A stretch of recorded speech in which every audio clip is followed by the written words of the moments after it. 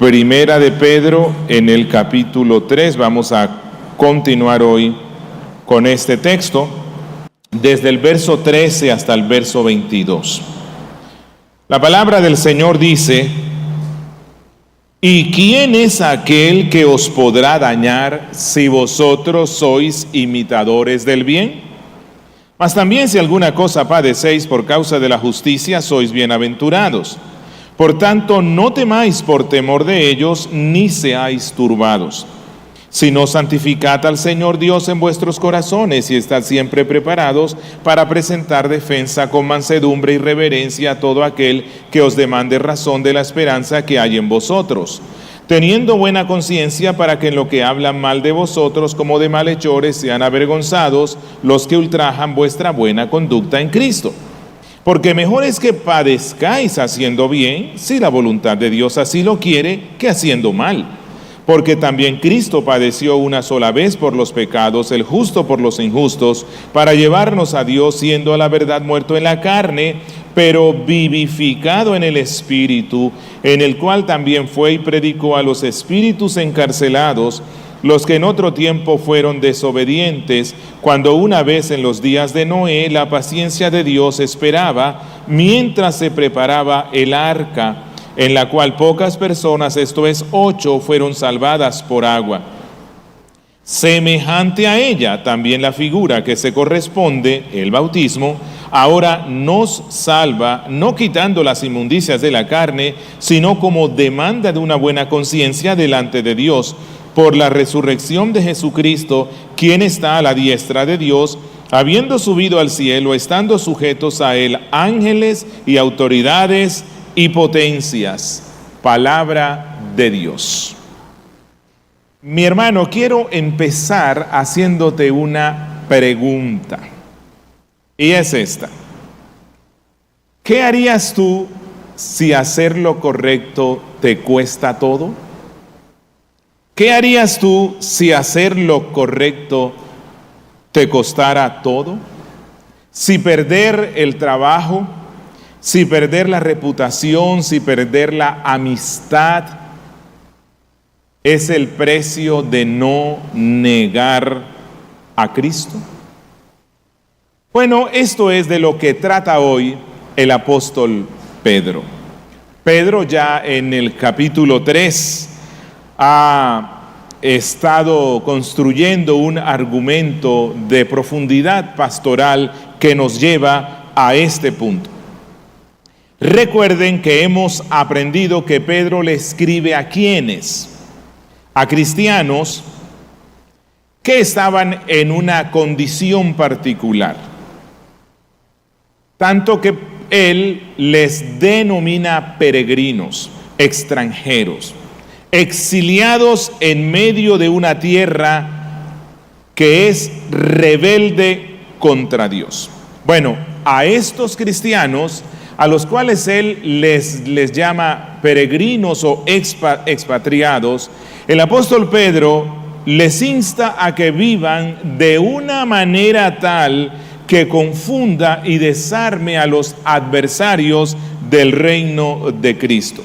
Que nosotros nos encontramos en medio de una generación mala, que no pertenecemos a esta generación mala, que somos peregrinos que vamos rumbo a la santación, pero que estos adversarios nos acusan y difaman nuestra fe. Y entonces Pedro le ha dicho a los cristianos que es nuestra responsabilidad y nuestro gozo vivir en este mundo de una manera tal que estos adversarios sean avergonzados por nuestra conducta. Y entonces en los versos 8 al 12, el apóstol exhortó a estos peregrinos que hoy día somos nosotros a que seamos todos de un mismo sentir. Él dijo: compasivos, misericordiosos, que no devolvamos mal por mal, ni maldición por maldición, sino por el contrario, que nos caractericemos por bendecir. Que la vida del cristiano no es una vida marcada por la venganza, no es por la represalia, sino que es por la bendición, por la mansedumbre. Pero ahora Pedro nos enfrenta con una pregunta que nos lleva a pensar en algo que no nos gusta mucho.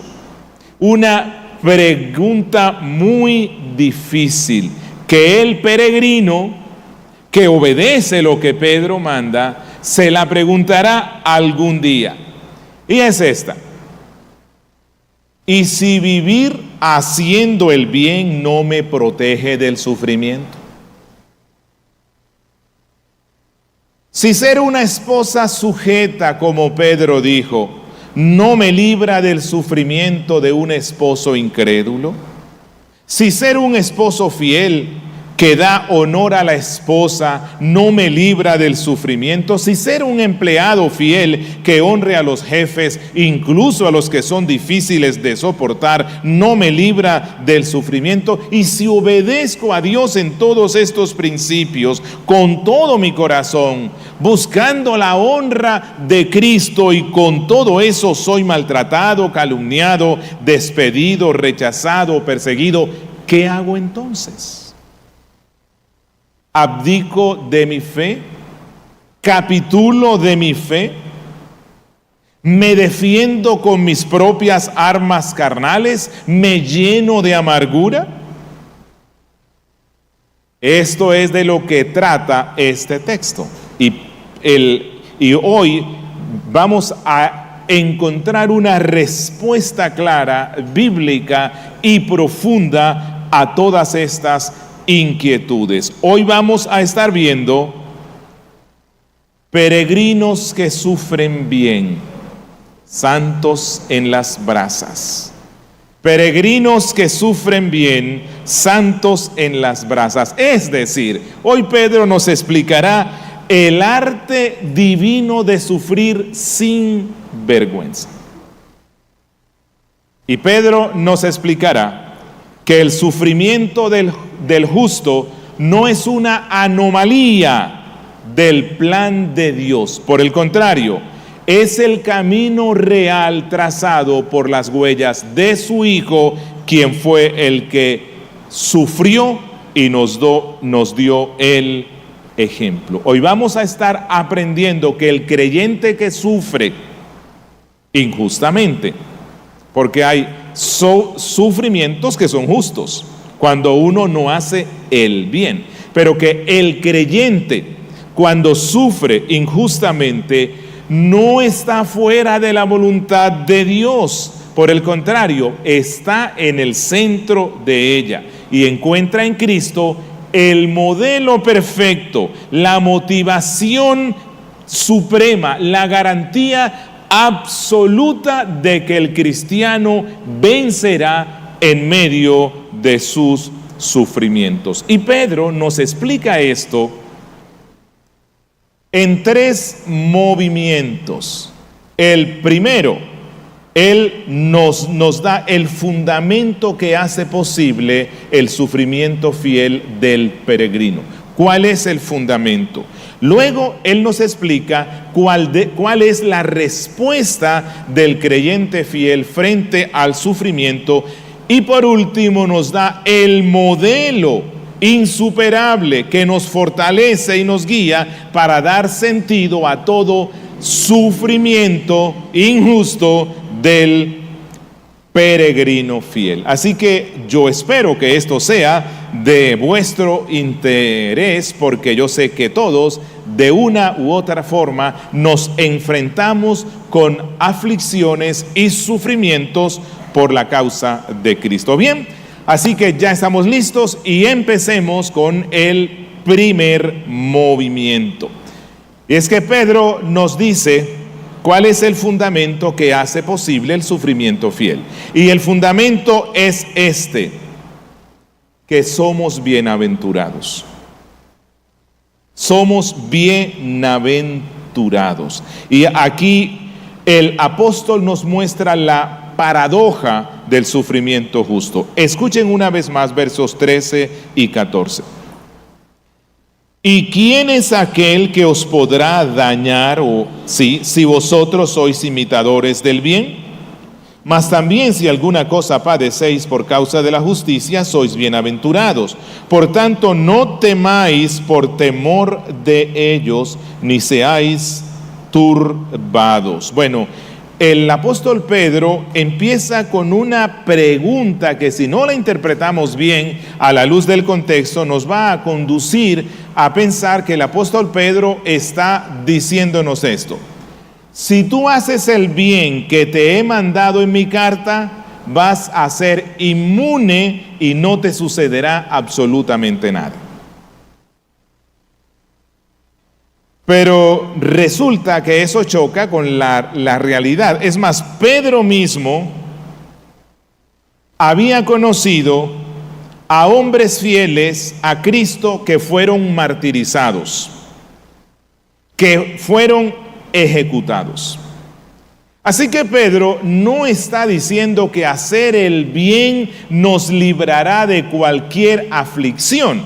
Más bien lo que está diciendo él es esto: que el peregrino fiel que anda a la luz de la santa voluntad de Dios, aunque tenga adversarios y enemigos por doquier y cosas que atenten contra él, ninguna de esas cosas o personas podrá causarle el daño que verdaderamente importa, un daño eterno. No podrán dañar su alma, no podrán interrumpir su comunión con Dios, no podrán quitarle la justificación, no podrán quitarle el haber sido adoptados hijos de Dios. Que el mundo podrá quitarle el empleo, la libertad, incluso la vida, pero jamás podrán arrebatarle la paz de Dios. Nunca jamás. Bueno, este es el blindaje del cual está hablando Pedro. Un blindaje que nadie puede penetrar, ni siquiera el mismo diablo. Pero ¿para quiénes es esta certeza? Para los que siguen el bien. Si seguís el bien. Y es interesante ver que Pedro, para seguís, usa la palabra que también puede ser traducida como celoso, silote, fanático. En este caso, fanáticos del bien. Aquellos que son fanáticos del bien, y el bien es el que aquí se nos está enseñando. Los fanáticos del bien no son aquellos que de vez en cuando hacen el bien cuando les conviene. Aquí Pedro no está hablando del cristiano promedio hoy día que no es apasionado con la ley santa de nuestro Dios. No, él está refiriéndose de aquellos cristianos que se consumen por dentro en hacer siempre el bien, que incluso cuando van a responder, cuando van a hablar algo, ellos antes toman tiempo y oran y hacen un recorrido rápido por las sagradas escrituras para ver qué van a responder. Siempre quieren hacer el bien. Bueno, a estas personas que son celosas del bien, fanáticos del bien según Dios, es a los cuales Pedro les dice que nadie podrá causarles verdadero y eterno daño. Pero luego, en el verso 14, en la parte A, añade, aquí está la clave, el fundamento para que el cristiano fiel sufra gozosamente. Escuchen: mas también si alguna cosa padecéis por causa de la justicia, sois bienaventurados. Bienaventurados. Cuando Pablo dice, más también si alguna cosa padecéis, él no lo presenta como algo remotamente posible. No, es algo más bien seguramente posible. Que sufras por hacer el bien. Que sufras por andar conforme a los principios cristianos.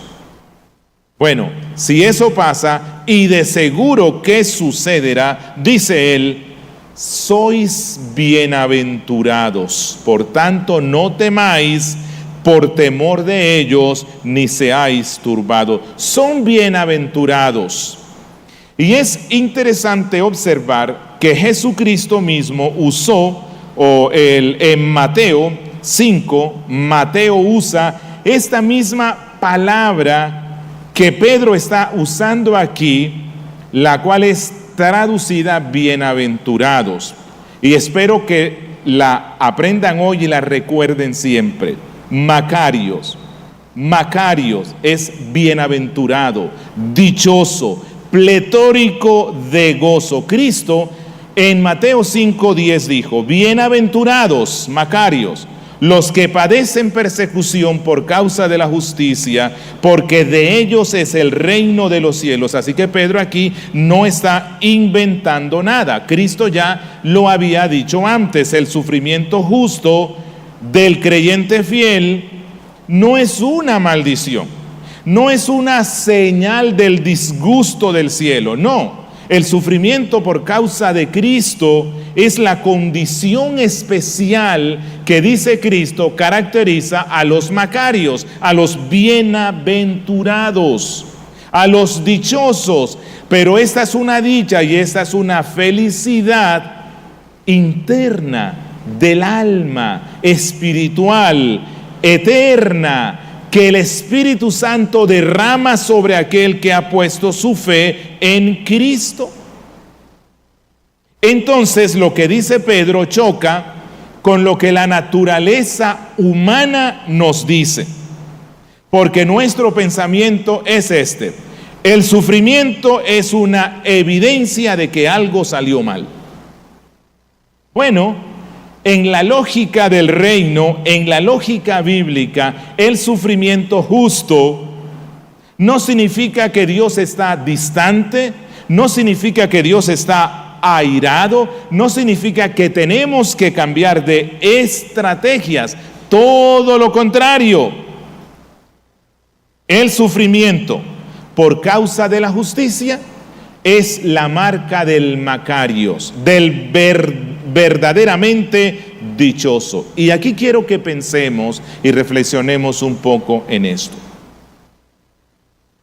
La bienaventuranza del creyente que sufre no está al otro lado del sufrimiento, no está después del sufrimiento, no está en el momento en el cual termine. La bienaventuranza del cristiano está en medio del sufrimiento. Eso es lo que está afirmando Pedro. La bienaventuranza, la dicha, el gozo del cristiano no está al final del sufrimiento, está en medio del sufrimiento, en medio de la presencia de nuestro Dios que lo acompaña. Y luego en la segunda parte del verso 14, el apóstol Pedro añade la motivación para esta bienaventuranza bendita. Escuchen: por tanto, no temáis por temor de ellos, ni seáis turbados. Y aquí Pedro prácticamente cita Isaías 8, versos 12 al 13, donde el profeta exhorta al pueblo de Israel diciéndole que no teman, que no se llenen de miedo, sino que santifiquen al Señor en sus corazones. Y esto nos lleva al segundo movimiento que nos conduce aquí Pedro, que está en los versos 15 al 17. La respuesta del creyente en medio del sufrimiento fiel. ¿Y cuál es? Santificar al Señor Dios en su corazón.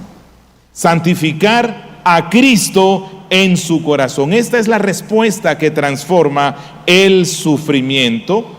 Y esto nos lleva al verso 15. Es el texto más conocido de este capítulo 3. Miren el verso 15. Si no está siendo contrastado con ¿qué? Última parte del verso 14, por tanto no temáis por temor de ellos, ni seáis turbados, no te turbes en medio de los sufrimientos por causa de Cristo, sino, por el contrario, santificad al Señor Dios en vuestros corazones y estad siempre preparados para presentar defensa con mansedumbre y reverencia a todo aquel que os demande razón de la esperanza que hay en vosotros. Cuando dice santificar, o sea, es la respuesta del cristiano al sufrimiento injusto. Santificar, agios, santo. Pero no quiere decir Pedro que vamos a hacer a Cristo moralmente perfecto. En la Biblia, santo también tiene la connotación de apartado. Dios es el santo, el totalmente otro. Así que Pedro lo que está diciéndonos es que cuando viene la persecución o la aflicción o el sufrimiento por causa de Cristo, por lo general lo que sucede es que el temor invade nuestro corazón. Estamos a punto de capitular. Deseamos abandonar la fe con el fin de ganar al mundo. Le tenemos miedo a nuestros padres incrédulos, al esposo incrédulo, a los hijos incrédulos, al jefe incrédulo, a la sociedad incrédula, y entonces nos llenamos de un miedo que gobierna nuestro corazón y no pensamos bien. Dice Pedro, la respuesta es todo lo contrario. Santifica al Señor, corónalo en tu corazón, que Cristo sea el Rey de tu corazón en ese momento de gran turbación. Cuando la aflicción viene y el miedo viene, Pedro dice, santifica al Señor en tu corazón, corónalo. Él es el totalmente otro, que Él gobierne en tu vida. El miedo quiere destronar a Cristo de tu corazón. No cedas al miedo, no cedas al buscar la aprobación de los hombres, no cedas a hacer lo que el mundo exige. Corona a Cristo como Señor de tu corazón. Que la presión del mundo no determine quién reina en tu corazón. Y la segunda parte del verso 15 es igualmente poderosísima. Dice, estad siempre preparados para presentar defensa con mansedumbre y reverencia ante todo el que os demande razón de la esperanza que hay en vosotros. Aquí hay dos palabras que son claves: defensa, apología, y esperanza, elpis. Esa es la respuesta del corazón donde gobierna Cristo. Dice Pedro, estén preparados para presentar defensa, apología, como el abogado que se presenta delante del juez y tiene que dar una respuesta clara defendiendo a la persona. Eso, apología, es una defensa formal. De allí viene apologética, que es la defensa, ¿verdad? En el cristianismo, la defensa de nuestra fe.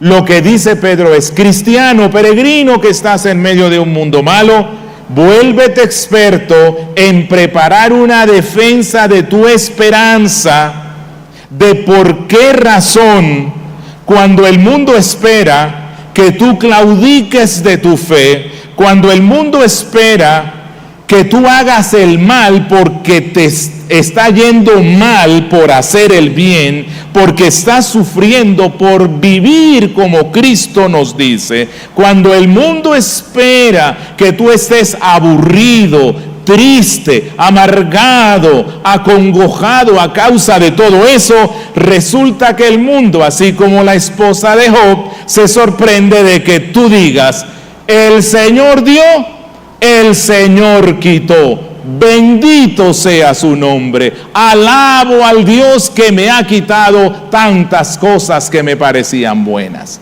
El mundo se confunde. y como la esposa de Job van a decir: ¿pero qué te pasa, muchacho? Dios te ha quitado todo y tú sigues siendo fiel y tú sigues gozándote en Él y Él sigue siendo el rey de tu vida. Maldice a Dios y muérete. Dice Pedro: no. Con el peregrino fiel sucede lo contrario de lo que el mundo espera. Hay muchas razones carnales para que estés triste, deprimido, abrumado. Pero como Cristo reina en tu corazón y no el miedo, estás lleno de esa bienaventuranza. Y ellos te preguntarán: ¿pero por qué? ¿Por qué tú no sucumbes frente a las pruebas? Entonces dice Pedro: prepara tu apología. La apologética no es solamente para teólogos. Todo cristiano debe prepararla. ¿De qué? De la esperanza, dice Pedro. Elpis, la esperanza que está en nuestras vidas, que no es una esperanza tambaleante. No es esa esperanza que el mundo da cuando ve que las cosas no te están yendo bien y dicen: échele ganas, todo va a estar bien. Esas son esperanzas vanas. La esperanza del cristiano es una esperanza firme, porque como luego Pedro nos explicará, está puesta en aquel que sufrió, en aquel que murió, en aquel que resucitó, en aquel que está a la diestra del Padre. Eso es el Evangelio. Así que la esperanza del cristiano peregrino fiel está puesta en el Evangelio. Te quiero preguntar: ¿cuándo fue la última vez que alguien te preguntó por tu esperanza? Posiblemente, si no te han preguntado mucho por el tema, es porque tu esperanza no es tan visible. Hay que trabajar en ese tema. Y en el verso 16, el apóstol Pedro añade el componente de la conciencia. Miren que él dice: teniendo buena conciencia, para que en lo que hablan mal de vosotros, como de malhechores, sean avergonzados los que ultrajan vuestra buena conducta en Cristo. La buena conciencia es la conciencia de aquel que no oculta nada malo, que su comportamiento es claro, es coherente con lo que cree. Él es conforme a lo que él cree.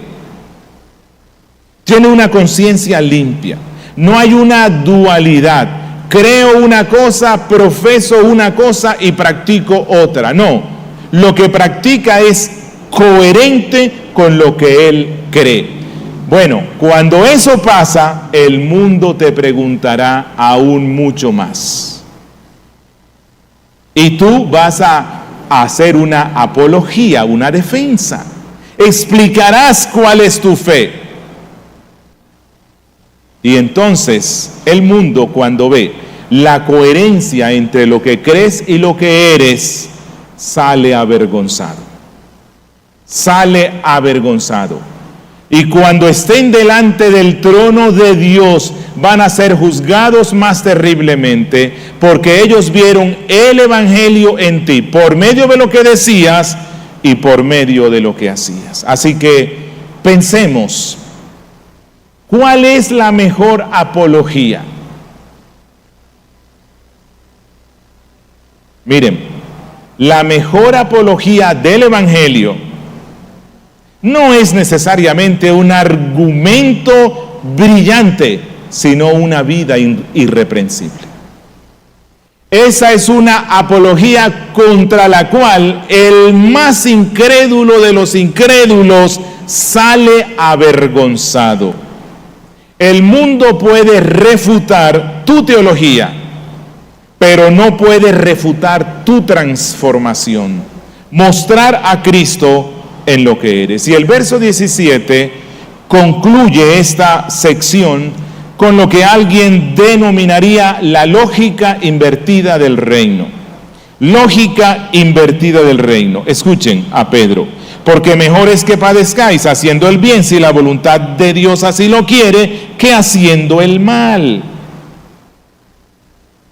No se trata de que haya una duda de que posiblemente vendrá el sufrimiento. No, el sufrimiento vendrá por causa de Cristo. Aquel que viva piadosamente sufrirá persecución. De la única forma que no vendrá la aflicción por causa de Cristo es que vivas conforme al estilo de los impíos. Pues no van a ver nada extraño en ti. Hablas como un impío, caminas como un impío, te vistes como un impío, piensas como un impío, manejas tu sexualidad como un impío, te emborrachas como un impío, respondes a la maldad del resto como un impío, entonces allí pasas desapercibido. Pero si haces todo eso, si caminas como impío, si hablas como impío, si piensas como impío, es porque eres un impío. Si eres un salvo, un peregrino, el mundo se va a dar cuenta.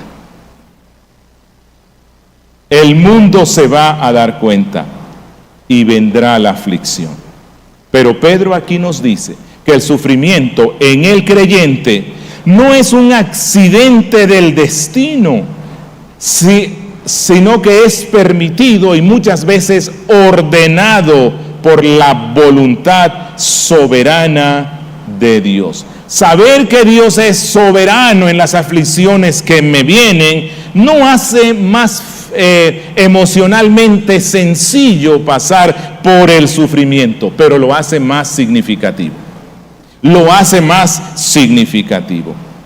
Así que luego de que Pedro nos muestra el fundamento, la bienaventuranza para el sufrimiento del creyente fiel y de cómo el cristiano responde frente al sufrimiento, coronando a Cristo y no al miedo en su corazón, llegamos al tercer y último punto. Está en los versos 18 al 22. Y es este. Allí Pedro nos describe cuál es el modelo que fundamenta todo sufrimiento. El modelo. Y el modelo es este. Cristo sufrió. Cristo sufrió. Y este es el corazón cristológico de nuestro texto, hacia donde Pedro estaba apuntando. Así que Pedro dice que todo este sufrimiento del cristiano es coherente con la bienaventuranza, coherente con la esperanza, coherente con presentar una apología o una defensa. Por esto, hay uno que sufrió antes que nosotros. Y sufrió de una manera que ningún sufrimiento humano de cualquier creyente en la historia de la fe haya sufrido. Hay uno cuyo sufrimiento es la fuente y el modelo de todo sufrimiento injusto en el cristiano. Miren el verso 18. Porque también Cristo padeció una sola vez por los pecados, el justo por los injustos, para llevarnos a Dios, siendo a la verdad muerto en la carne, pero vivificado en el Espíritu. Aquí hay una palabra hermosísima relacionada con la redención, con una carga profunda, un contenido profundo de teología. Y es la palabra una sola vez. Una sola vez, que la vamos a encontrar nuevamente en Hebreos. Una sola vez, apax. Cristo Jesús, el verdadero justo que sufrió una sola vez. El justo por los injustos. Miren, aunque yo sufra por hacer el bien, ese bien que yo hago no es perfecto. Oh sí, la esposa se esfuerza en la gracia para sujetarse al esposo y lo hace. Y le decimos, bien hermana, adelante. Pero esa sujeción no es perfecta. El esposo decide honrar a la esposa como a vaso más frágil y se esfuerza en la gracia para entenderla y conocerla, para desarrollar esa ciencia que Pedro dice que debe desarrollar el esposo. Y la ama, pero no perfectamente. Hay algo de injusticia en nuestras obras de justicia. Pero eso no pasó con Cristo. Cristo es el justo, el perfecto. Y este justo y perfecto sufrió en este mundo el desprecio de los hombres, el desprecio de la familia, de sus hermanos, el desprecio de los sacerdotes que se supone que debían servirlo, el desprecio de aquellos hombres eruditos, expertos en la palabra de Cristo, y lo despreciaron y lo llevaron a la muerte. El justo sufriendo por los injustos, el inocente, una sola vez, y fue efectivo para perdonar los pecados de todo el pueblo elegido. Bendita noticia, una sola vez y para siempre. Pero puede que usted se pregunte, pastor, me encanta que me recuerden esta doctrina de la suficiencia de la obra de Cristo, pero dígame, ¿qué relación tiene eso con el tema que usted trae del sufrimiento? Lo tiene que ver todo, porque si miran allí en el verso 18, es lo que hace Pedro. Dice, porque también Cristo padeció, y este porque conecta lo que sigue con todo lo que él ha estado diciendo. O sea, el sufrimiento del cristiano fiel tiene sentido porque ya hubo un sufrimiento que lo precedió y que lo fundamenta. Que cuando el creyente sufre por hacer el bien, no está sufriendo en el vacío, no es algo insignificante, es algo que tendrá frutos. Él está siguiendo las huellas del primero que sufrió siendo completamente justo.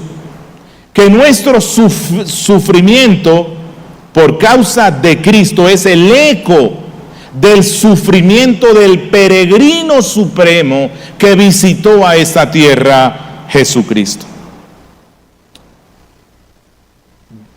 Y al finalizar el verso 18 y en el verso 19 dice, pero vivificado en el Espíritu, hablando de Cristo, en el cual también fue y predicó a los espíritus encarcelados, los que en otro tiempo fueran desobedientes, cuando una vez en los días de Noé, la paciencia de Dios esperaba mientras se preparaba el arca, en la cual pocas personas, esto es 8, fueron salvadas por el agua. Bueno, aquí hay un texto difícil, es un texto que ha sido interpretado de diferentes maneras, ¿verdad? Y bueno, aquí habla Pedro de los espíritus encarcelados. Y entonces se habla de que Cristo, en el Espíritu, le predicó a los espíritus encarcelados. Así que hay algunos que se preguntan y nos vamos a preguntar hoy, ¿a quiénes le predicó Cristo? ¿Cuándo les predicó Cristo? ¿Dónde les predicó Cristo? Se han dado básicamente 3 interpretaciones, pero solamente voy a mencionarles una que es con la cual yo me identifico. ¿De a qué es a lo que se refiere Pedro aquí? Bueno, lo que creo yo y muchos otros conmigo que dice Pedro es que Cristo, por medio del Espíritu, y recuerden que la Biblia nos menciona al Espíritu de Cristo, Cristo, por medio del Espíritu, predicó a los antiguos por medio de Noé.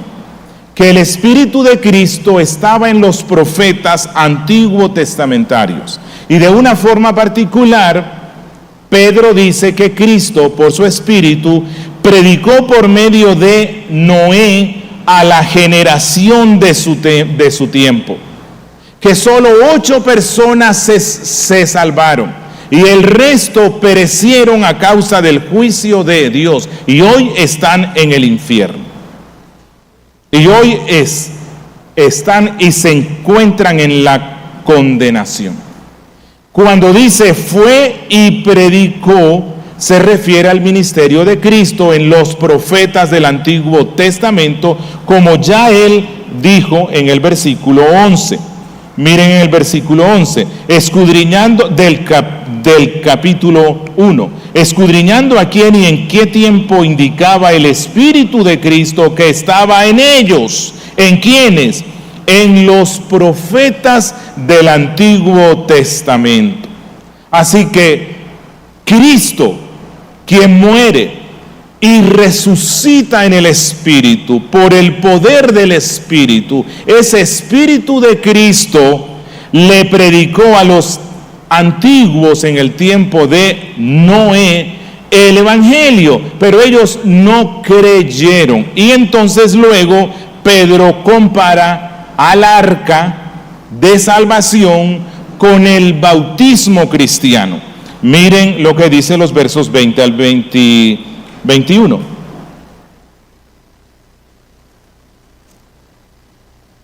Los que en otro tiempo fueron desobedientes cuando una vez en los días de Noé la paciencia de Dios esperaba, mientras se preparaba el arca, en la cual pocas personas, esto es 8, fueron salvadas por agua. Semejante a ella, también la figura que se corresponde, el bautismo, ahora nos salva, no quitando las inmundicias de la carne, sino como demanda de una buena conciencia delante de Dios por la resurrección de Jesucristo. ¿Qué está diciendo entonces aquí Pedro? Que bueno, el diluvio, literalmente dice él, es el antitipo, o sea, es el bautismo es el antitipo, es el cumplimiento de algo que fue simbolizado por el arca. Pedro no está diciendo que el bautismo nos salva. Él se apresura a explicar diciéndonos, cuando habla del bautismo, sino como demanda de una buena conciencia delante de Dios. El bautismo, el que se bautiza y lo hace con fe, tiene una conciencia regenerada, influenciada por el Espíritu, y él procede a bautizarse como respuesta de esa fe sencilla en Cristo para su salvación. Y en el versículo 22, él nos lleva al Cristo entronizado. Y dice, quien está a la diestra de Dios habiendo subido al cielo, estando sujetos a él ángeles, autoridades y potencias. Este es el clímax de todo el texto. El sufrimiento del cristiano tiene sentido porque ya hubo uno que lo precedió en el sufrimiento, pero este que lo precedió en el sufrimiento no se quedó en la tumba. No se quedó en la tumba, resucitó. Y no solo resucitó, ascendió a los cielos. Y no solo ascendió a los cielos, está sentado a la diestra del Padre. Y porque Cristo murió, fue sepultado, resucitado, ascendido y sentado a la diestra del Padre, por eso es que tú tienes esperanza en medio de tu sufrimiento por Cristo. Eso es lo que está diciendo el apóstol Pedro, que el Cristo que sufrió, el Cristo que invita al creyente a que sufra fielmente por él, es el mismo que ya pasó por todo eso y hoy día gobierna desde el trono del cielo. Y ese Cristo es el que debe reinar en tu corazón cuando el miedo te invade. Y concluyo diciéndoles esto. ¿Para quiénes son estas bienaventuranzas? no para toda clase de sufrimiento. No es para toda clase de sufrimiento. Debes preguntarte, ¿cuál es el origen de mi sufrimiento? ¿Es que pido prestado y no pago? Bueno, para esa clase de sufrimiento no es esta bienaventuranza. Es que cuando mi esposo me dice, me lanza una piedra, yo le respondo con 3 y estoy sufriendo por causa de Cristo. No. Todas estas bienaventuranzas son para el cristiano fiel que sufre injustamente por vivir y andar conforme a los principios cristianos. Y algo más. Corona a Cristo en tu corazón en medio de tus temores. No es fácil. Yo sé que no es fácil. Yo sé que cuando el miedo viene, eso nos hace temblar. Pero si Pedro nos da la instrucción, es porque se puede, por la gracia de Dios, por la gracia del Espíritu. Oh Cristo, quiero que tú reines en mi corazón y la mejor forma es leer su palabra. Ella es palabra de vida. Ella te da fuerza, ella te capacita para que puedas coronar a Cristo y no el miedo. Ten lista tu defensa. Y la mejor defensa es esta, el Evangelio, porque es lo que nos mostró Pedro. La predicación querigmática, la predicación del Evangelio, que es esta. Tengo esperanza porque hubo uno, el Logos eterno, el cual se hizo carne. Nació como hombre, como yo. Fue despreciado y odiado. Murió en una cruz, fue sepultado, resucitó al tercer día, ascendió a los cielos y hoy reina victorioso a la diestra del Padre. Por eso tengo esperanza y bienaventuranza, Macarios, en medio de las aflicciones por su causa. Amigo que me escuchas, tú no tienes ninguna de estas cosas. No eres Macarios. No eres bienaventurado, no eres dichoso. Te alegras eventualmente en las cosas del mundo, pero luego viene el remordimiento. No tienes verdadera esperanza, porque la esperanza solo está en Cristo. Te invito hoy, amigo amado, a que creas en Jesucristo, que Él es Dios eterno, que se encarnó, que nació, que sufrió, que fue crucificado, muerto y resucitado, y que está hoy día a la diestra del Padre, y que un día vendrá a juzgar a los vivos y a los muertos. Créelo de corazón y serás salvo, y vas a ser un bienaventurado, un Macario, vas a ser alguien que tenga verdadera esperanza en medio de las aflicciones por Cristo. Aprenderás a hacer el bien y a gozarte en medio de las aflicciones que vienen por hacer el bien. Oremos.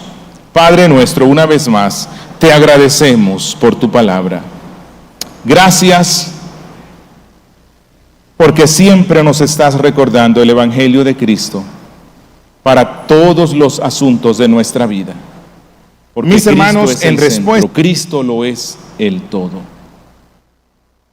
Afirma nuestra fe, oh Dios, en medio de nuestras aflicciones por la causa de Cristo. A ti te lo rogamos, Padre, en Cristo Jesús. Amén.